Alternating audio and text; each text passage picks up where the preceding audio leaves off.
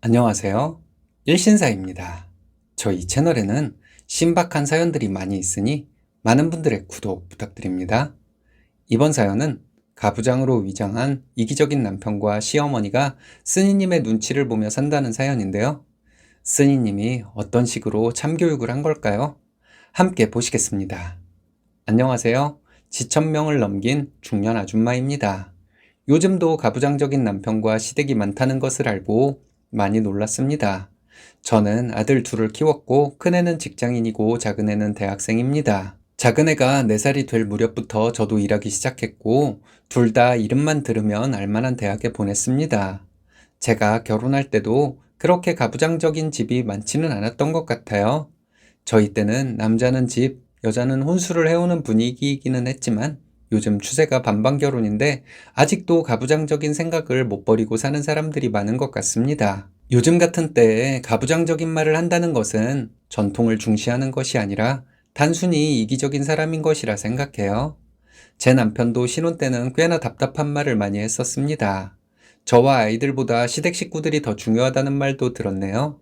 그렇게 오래전 얘기는 아니지만 제가 신혼일 때만 해도 이혼을 두려워하던 때였습니다. 제 또래들도 지금은 이혼한 사람들이 많기는 하지만 그건 결혼하고 한참 후에 이혼한 사람들이 많은 거죠. 남편은 시댁 식구들에게 제가 깍듯하게 대하기를 원했습니다. 손윗 사람들에게 그런 것은 이해가 갔지만 남편은 손아래 신우에게도 제가 예의를 지키기를 바라더군요. 저희 형님은 저에게 바로 반말을 했어요. 저는 신우에게 결혼하고 한참 후까지 존댓말을 하다가 편한 사이가 되어 반말을 하기 시작했습니다. 제가 자기 여동생에게 반말을 했다고 남편이 저에게 얼마나 화를 냈는지 몰라요.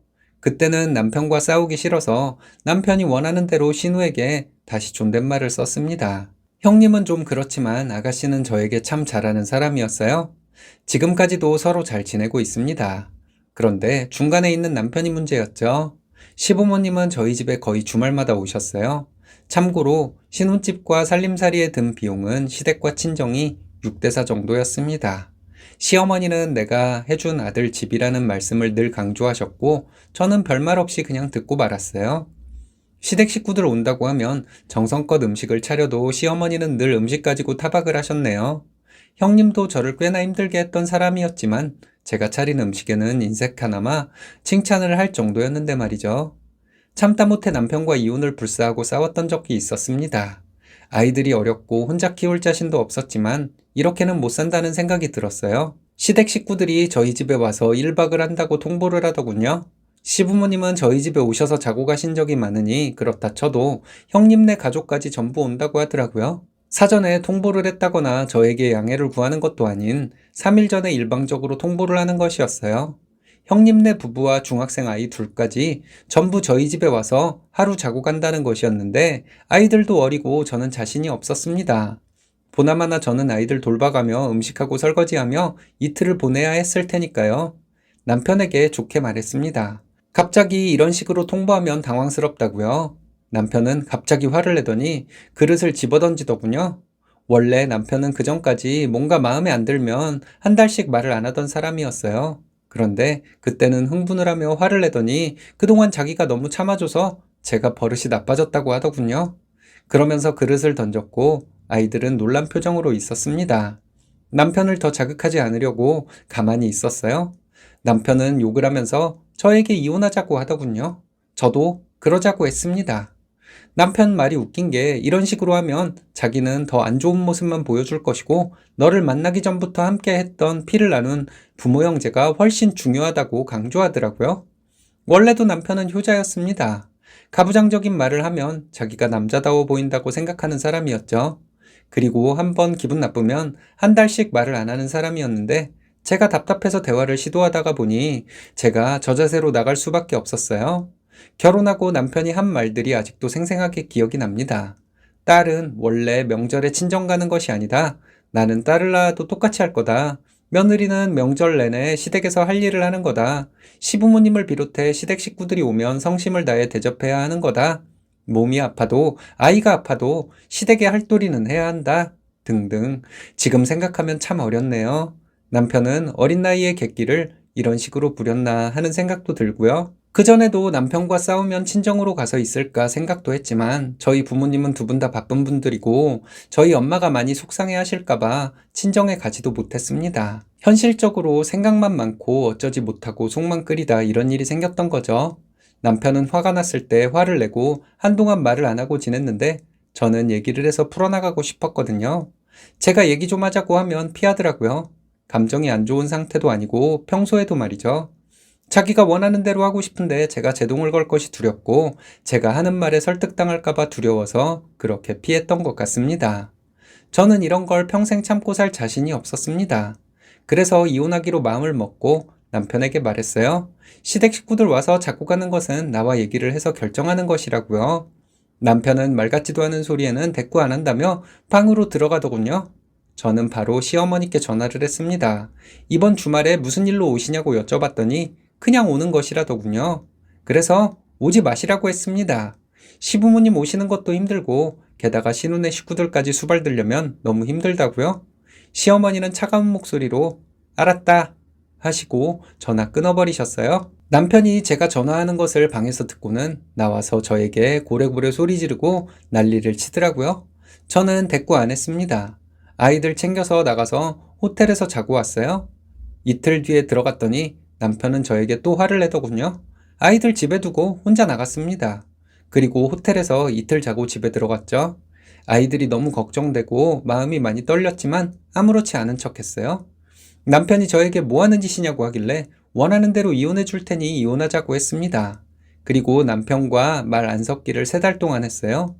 남편은 라면 같이 먹겠냐 묻기도 하고 괜히 다정한 척을 했다가도 차가운 태도를 보이기도 했다가 혼자 왔다 갔다 하더군요. 3달 좀 지나니까 저에게 제발 용서해달라고 빌더라고요. 그래서 잘못한 것을 말해보라 했더니 다 잘못했다 하길래 잘못을 모르나 보다 말하고 그냥 이혼하자 했습니다. 남편은 구체적으로 하나하나 말을 하더군요. 내용은 앞에서 언급한 내용들이었습니다. 시댁 식구들 앞에서 저 고생시킨 거며 가부장적인 태도로 나를 힘들게 만들었던 것들. 그 후로 저는 시댁과 관련된 일은 아무것도 하지 않았습니다. 시어머니가 전화해서 저를 혼내시려 하길래 제가 시어머니를 혼내드렸습니다. 아들을 이 모양으로 키워놓고 며느리한테 무슨 대접을 원하냐는 식으로 말했어요.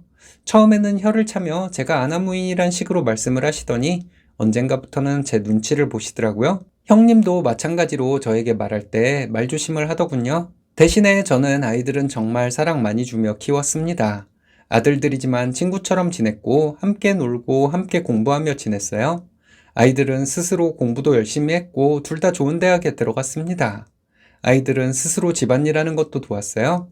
제가 빨래 개고 있으면 자연스럽게 앉아서 같이 빨래 개는 착한 아들들이었고 지금도 마찬가지입니다. 지금도 가끔은 시어머니가 필터링 되지 않은 말씀을 하시긴 해요. 그럴 때마다 남편은 제 눈치를 봅니다. 한 번은 제가 시어머니께 이런 말을 한 적이 있어요. 어머니는 아들을 잘못 키우셔서 내가 사람 만드느라 고생 많이 했다고요. 근데 어머님 손주들 보면 내가 아들들 교육 하나는 잘 시켰다는 걸 아실 거라고요. 그때 시어머니 얼굴이 엄청 빨개지시더라고요. 돌이켜 생각해보니 부부간의 약자는 가정을 지키려는 의지를 가진 사람이고 막 나가는 사람이 강자더라고요. 남편과 시어머니는 제가 이혼할 결심을 못할 것이라 생각했나 봅니다. 그런데 제가 남편보다 더 막 나가니 남편이 저 자세로 나온 것이었겠죠? 만약 그때 남편이 가정을 지키려는 의지가 없었다면 저희 부부는 더 어긋났을 것이고 진작에 이혼을 했을 거라 생각해요. 이혼율은 점점 높아져 간다고 합니다. 우리나라는 세계적으로 봤을 때 배우자의 가족들이 이혼의 원인이 되는 경우가 많은데 이 점은 참 특이한 점이라고 하네요.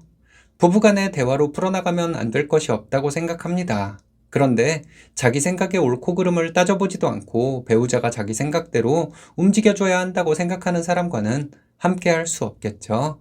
이런 마인드를 가진 남편이 아내가 고생한 거 나중에 알아준다?